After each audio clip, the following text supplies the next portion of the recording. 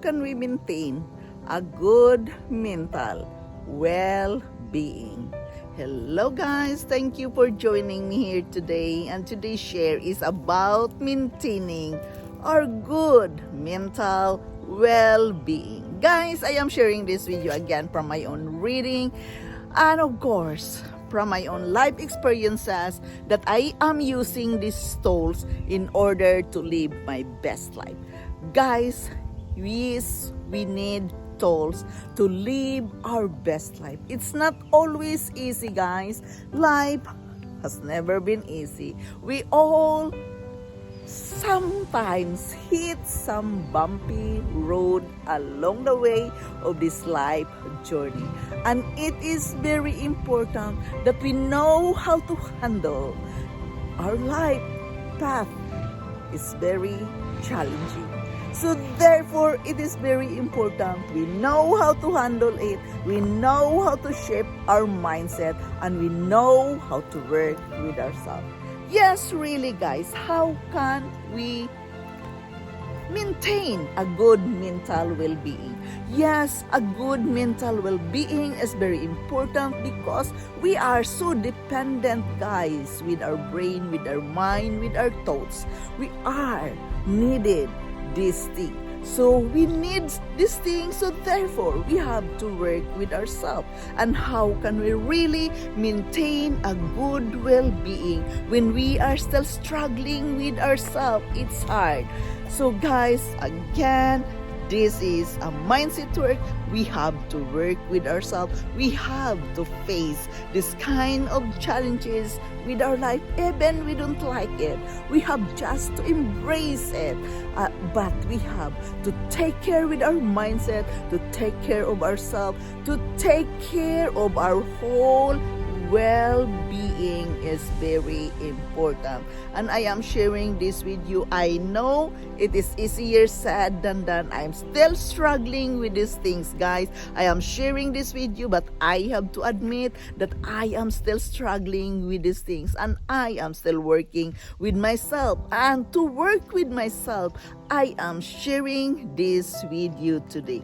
These words I am sharing with you, how can we maintain our good mental well-being? It's very easy words.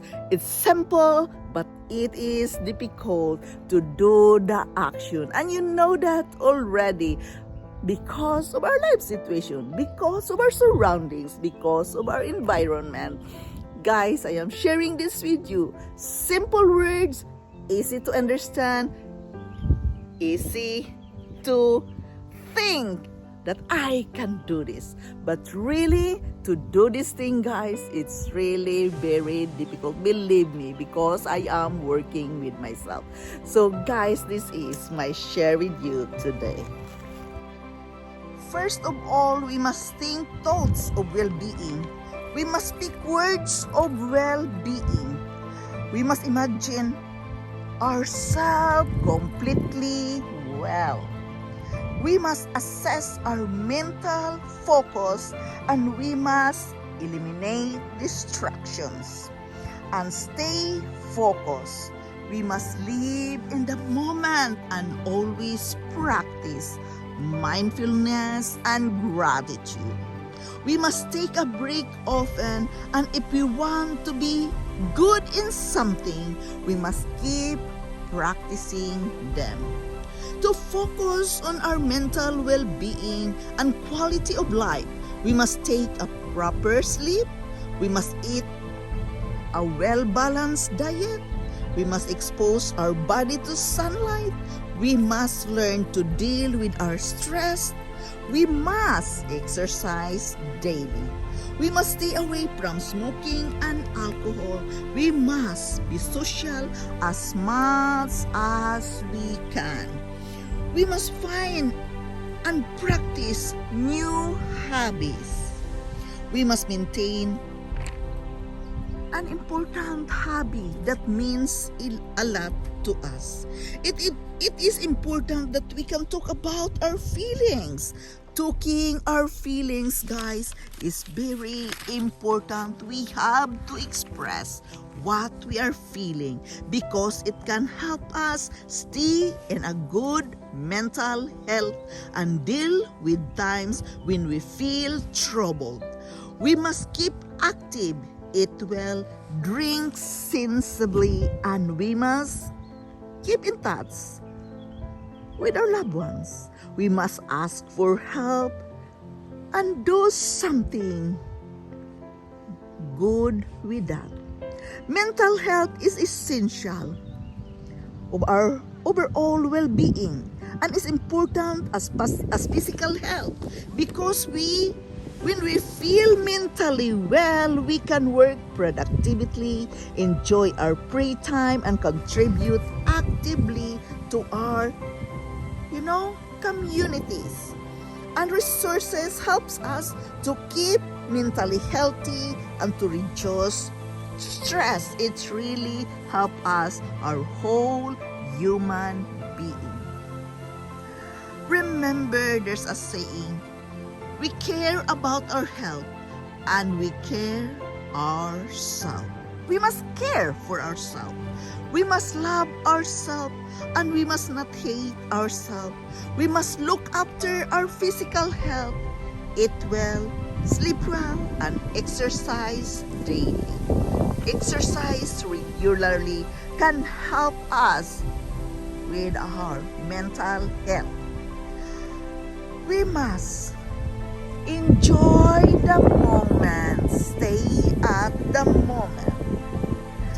We must know how to refrain unhelpful thoughts. Yes, unhelpful thoughts we must know how to handle them. We must live a healthy lifestyle. We must do something for ourselves. We must write later to our future. We must be careful to find more things we can do. We must be careful what is the good things for us. Therefore, we must be creative to find more things we can do for ourselves. It is very important to take our feelings into consideration. How can we maintain a good mental well-being? Guys, for me, in my case, really my hobby helps me a lot to figure out things. Hobby helps me a lot to have something to look in the future, to look something, exciting for me. What I am going to share with you today. Yes, my hobby means a lot for me. Therefore, guys, it is very important that we have something happy you love doing because your mind is working all the time. And the more you think about your hobby, how can you be more creative, it gives us more good mental health. So guys, it is really a work and effort we have to acknowledge with ourselves that it is time for a change. It is time to work with ourselves. It is time to face this thing. So guys, really, for me, really, the hobby helps me a lot. The reading, the walking, the going out in the nature really helps me a lot. And I really hope it can help you too. And of course, be grateful. Practice mindfulness is very important. And get a break more often to think, to breathe, and to have time with yourself. It is very important, guys, that we must always take our feelings into consideration because we are working with our mindset, right? And a healthy mental attitude really helps us to do the right thing, to be more productive and creative. So therefore, guys, it is very important that we must Embrace ourselves. Do the things you love. Example, a hobby. When you're doing a hobby, that is the thing you love doing, right? So you have to do that for your own sake, that you are enjoying what you are doing. For example, me, guys, I enjoy reading, and I am sharing this video. I have been thinking, how can I do something with my reading? Because I love reading. I can read and read a lot of books. It is very interesting for me to read books. And I have been thinking, how can I, do more about my reading? Then there's the blogging come. The blogging becomes my hobby. The bloggings, I am looking forward to it every day, that I have some messages to share with you. Yes, it helps me. So it makes me smile. It is a tool I am using to work with myself. And really, guys, it's really very comforting to me that I can share what I learned to you. It means a lot to me, guys, that what I am reading, I am sharing it with you daily. So guys, be aware to work and maintain a good mental attitude. Think of good things you can create. Be creative, because by that, if you can work with our mindset, the more positive attitude comes, the more positive thoughts comes to our mind, and it really helps us to grow, to learn more about our life, and teaching others, sharing others, like what I am doing with you guys, really helps me to be inspired. I have the encouragement to, feel good with myself and share these words to you out there. It is always, guys, a work and effort if we are going to work with ourselves. And in my case, my hobby, I am using this thought sharing with you. This is a kind of hobby. I've been reading a lot, and I am thinking, how can I do something with my reading? I love reading, so I have to find my purpose. So here I am, blogging, sharing with you some thoughts daily, because this is what I love doing. This is what I like doing, and it's really helped us to maintain a good mental well-being.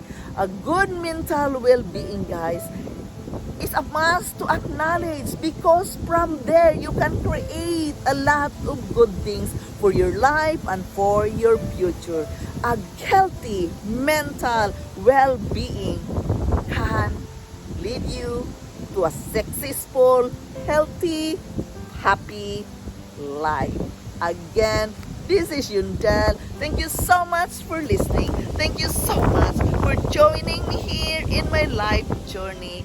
I am eternally grateful to each and every one of you supporting me here in my channel. Thank you so much, guys. I love you all, and bye-bye.